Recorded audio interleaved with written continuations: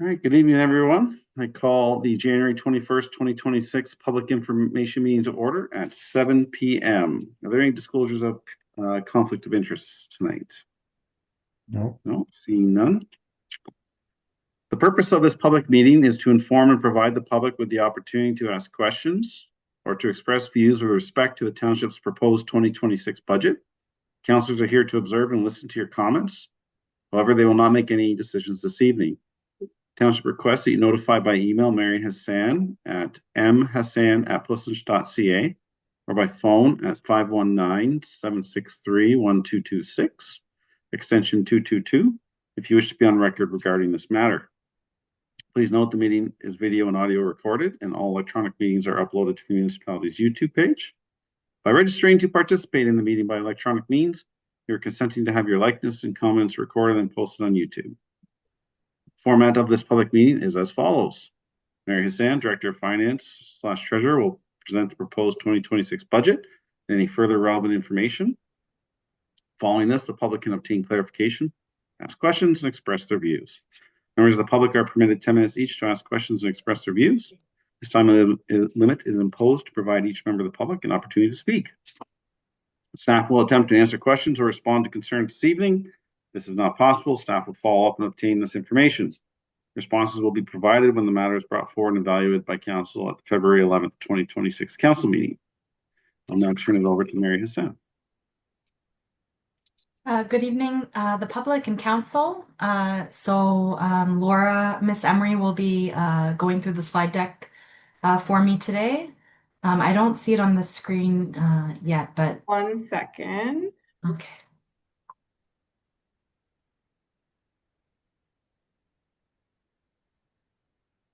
Perfect. Thank you so much. As the mayor indicated, it is our 2026 proposed budget public information meeting. The next slide will discuss what we're going to discuss today. Basically, we'll discuss the budget process. It is a very reiterative process. The impact of the proposed budget on taxpayers, what property taxes paid for in the township, how the budget has changed from 2025, what is included in the operating budget, what's included in the 2026 capital budget and long-term forecasts, our discretionary and restricted reserves, further engagement opportunities, and feedback from the public. The main objectives of today's session is to educate and inform you about the township's finances and the 2026 budget, and we'll receive any feedback that council can consider before finalizing the budget. We'll hold any questions until the end of the presentation. The next slide kind of discusses what the reiterative budget process has been and when it started. As you can see here, we started in September. The senior leadership team started developing their budgets. On September 17th, we had our user fees and charges public information meeting. This is a significant input into the operating budget. We had our engage+lynch.ca survey for user fees from August to September. Then in October, we presented the first draft of the capital budget to council. On December 17th, we presented our first draft of the operating budget to council.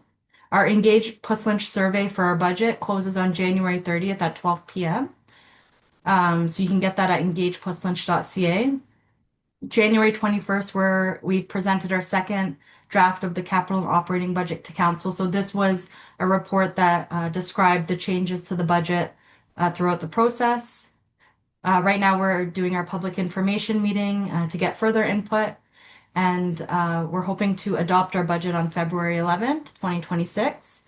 The process doesn't end when the budget is adopted. The budget is our best estimate on the township's revenues and expenditures for the year, but costs change, new projects will arise, and projects may be delayed when better information is available.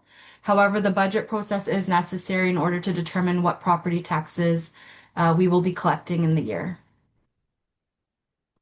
So the next slide discusses what the impact of the proposed budget is on taxpayers.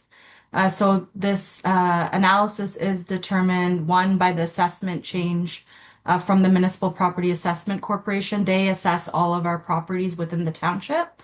So we look at this change to make sure that the tax levy change is reasonable.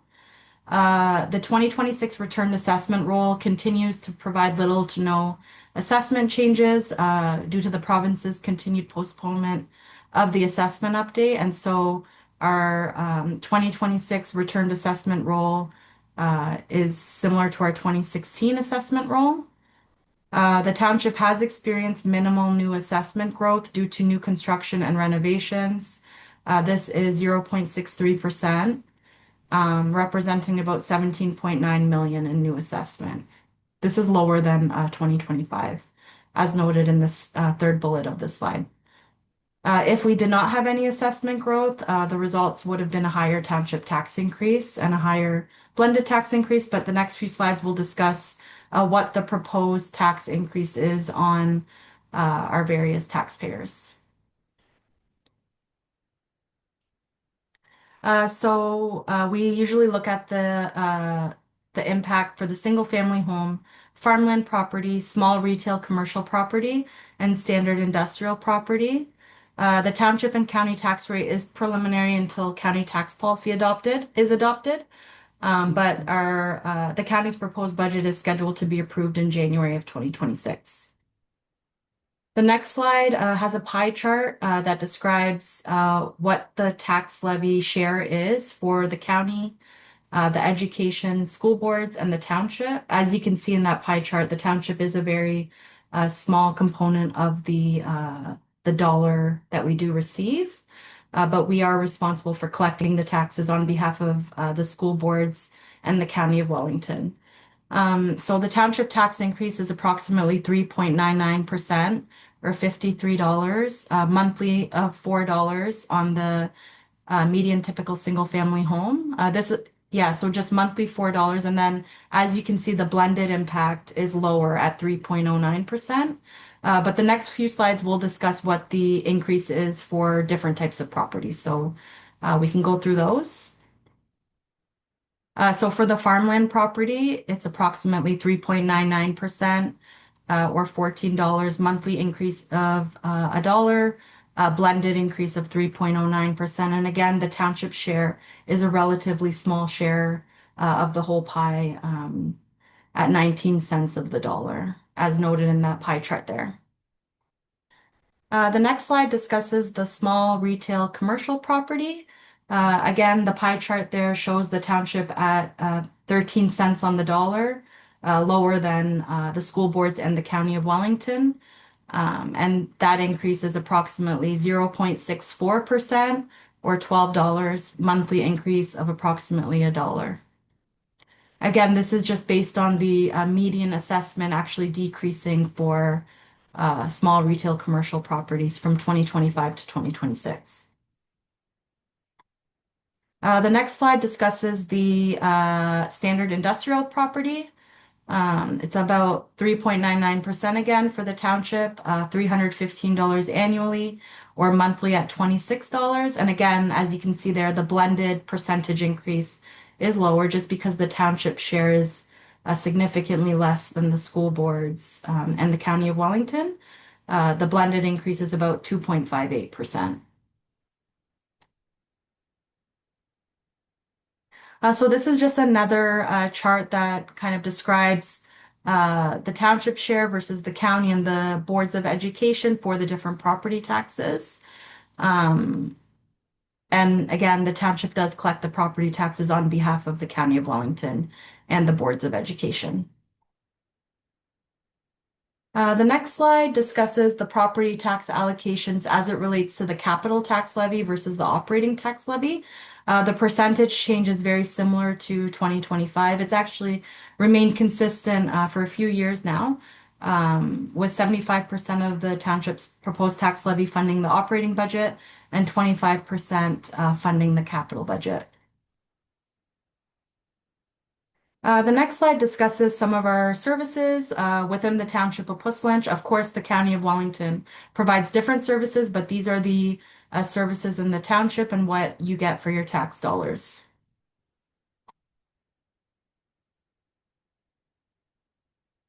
Based on the 2026 returned assessment roll, approximately each additional 57,500 of taxes levied results in a 1% tax rate increase for the township portion of taxes. This slide only explains how the tax levy has changed from 2025. The previous slides that I discussed factored in growth and the change for the median typical properties in the township. So the next slide discusses the 2026 proposed operating budget. Included in this agenda package was a draft bylaw, which included both the operating and capital budget, which provided all of the changes and the proposed budget in a more detailed format. And so if you'd like to review that, you can get it right on our website. The next slide discusses what the property tax is for each service. And again, this has remained quite significant, consistent to previous years, with Public Works having the largest share, and then Fire and Rescue, Parks and Recreation, General Government, Bylaw, and Planning. But this just discusses the property tax for each service. The next slide discusses operating expenditures by type. Again, very consistent to previous years in terms of these percentages, with debt, principal, and interest repayment being at 0%. Total operating revenues by type, operating property taxes, 61%, 19% for user fees and licenses and fines, penalties and interest, 9%, grants, 9%, and payments in lieu of taxes and other levies, 2%. This is just discussing the operating revenues by type, and it is, again, very consistent to previous years. Okay, the next slide discusses the 2026 proposed capital budget and long-term forecast. And again, similar to the operating budget, the capital budget details are available on our website. So the next few slides will start off with the 2026 capital budget by department. And again, Public Works at 4.1 million. Corporate at 1.2 million. The majority of corporate is contributions to our discretionary reserves, and so on. So the slide just discusses of all of the capital expenditures that we do have proposed in 2026, how is that being distributed amongst our various departments. Okay, so the next slide discusses the 2026 capital budget by funding source. The previous slide showed all of the funding sources and each department. This sums it up by how the capital budget is being funded by the various funding sources that we have. The next slide discusses all of the Public Works capital projects. And again, this is all in the detailed package that's on our website. But basically it summarizes each project and the total cost of the project. So that's here available for you. And if you have any questions, our Director of Public Works, Parks and Facilities is also available for that. The next slide discusses fire and rescue services and the projects in fire and rescue services for 2026. And our fire chief is also available should there be any questions for any of these projects.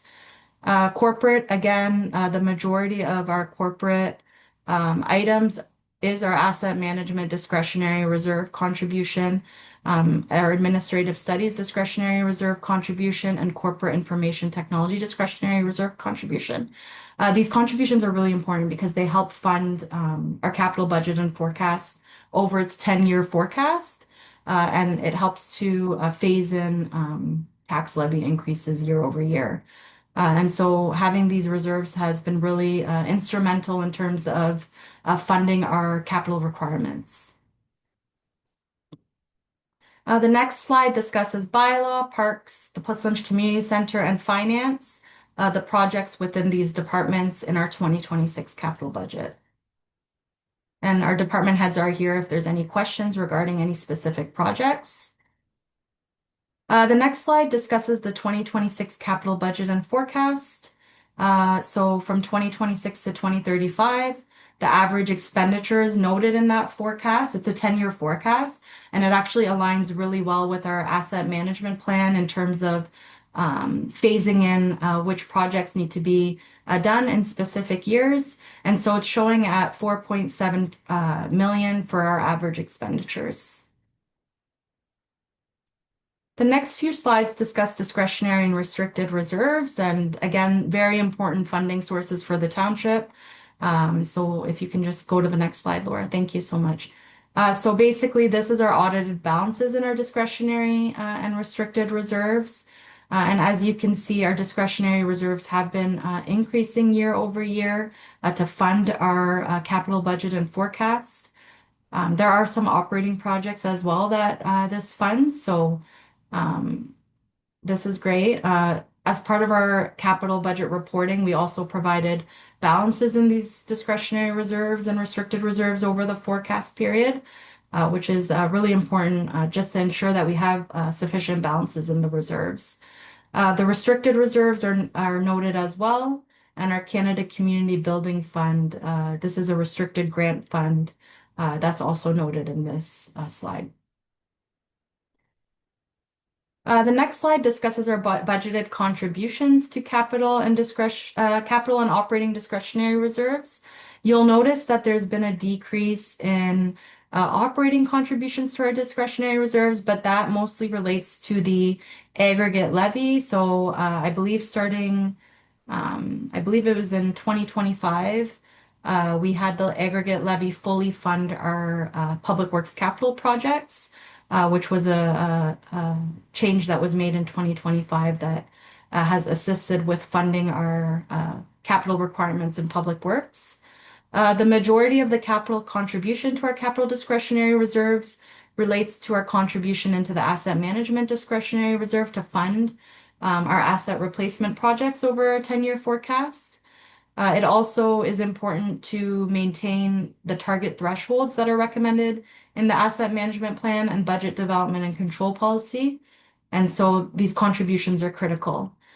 Council also in the previous years established a gravel roads improvement discretionary reserve for the purpose of improving the township's gravel roads, and also an administrative studies discretionary reserve, which has been instrumental in funding our capital projects from these discretionary reserves rather than tax levy. The next slide discusses several engagement opportunities that have been incorporated in the 2026 budget process. Again, engagement is going to continue up until January 30th at 12 p.m. via our engagepluslynch.ca survey. But there has been a significant amount of engagement that's occurred, and this slide kind of summarizes all of that. So I would welcome any questions or comments from the public or council. Thank you, Mary, for that presentation. Great job. Thank you. If there are questions from the public, we require you to state your name and full address. And then I see Gary Will has his hand up, and I'll ask Justine to move them over.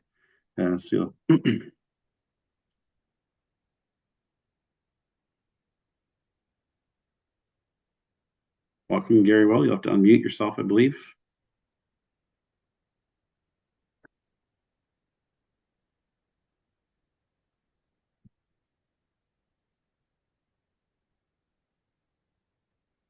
Gary, you're still muted.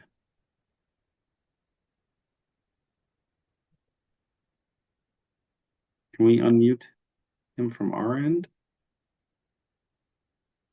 Gary, I've hit the Ask to Unmute button. There should be a display where you have the opportunity to select Unmute.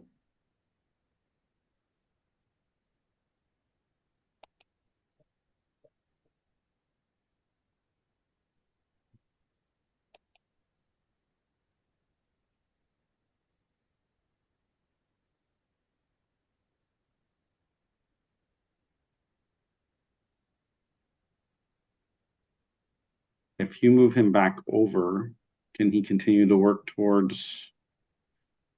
Yes. Gary, when you're ready, just use the raise hand function again, and I can move you back over. Is there any other members joining us tonight virtually that would have a question? If you can just use the raise your hand function at the bottom of your screen, then we'll be happy to move you over.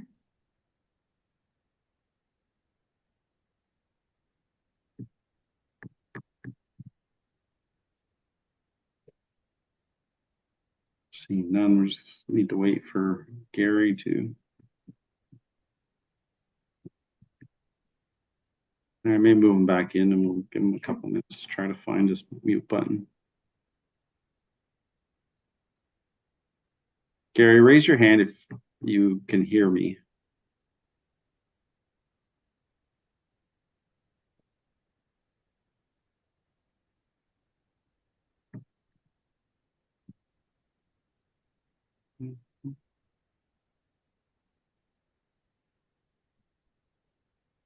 Well,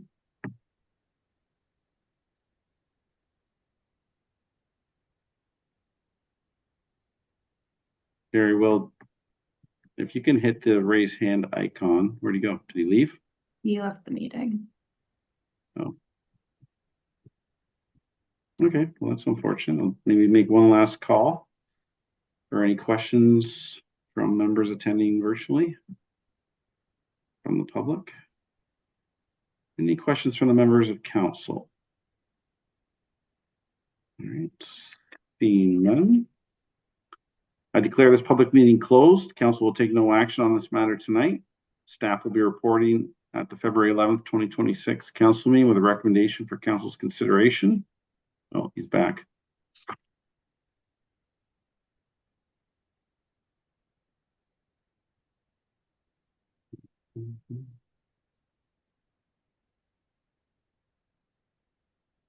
There he is. Gary, the icon is now showing you have a microphone. You turn your camera on. So I can at least get thumbs up, thumbs down if you can hear me.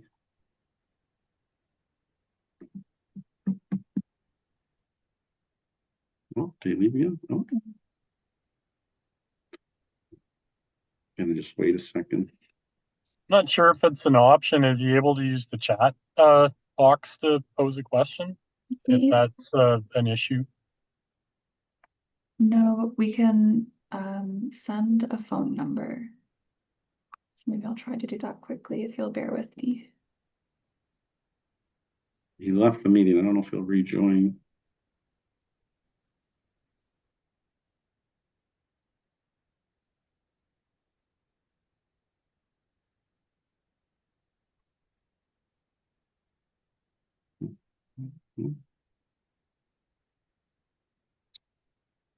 Well, see if I can get through this a second time. I declare this public meeting closed. Council will take no action on this matter tonight. Staff will be reporting at the February 11th, 2026 council meeting with a recommendation for council's consideration. If you wish to receive further notification on this matter, notify by email Mary Hassan at mhassan@puslinch.ca or by phone 519-763-1226, extension 222. Only those persons who leave their names will be provided further notification. If you wish to speak to the matter when it is brought before council in the future, you must register as a delegation with the township clerk prior to the meeting. Thank you, everyone, for coming tonight. Thank you. Bye-bye. Thank you.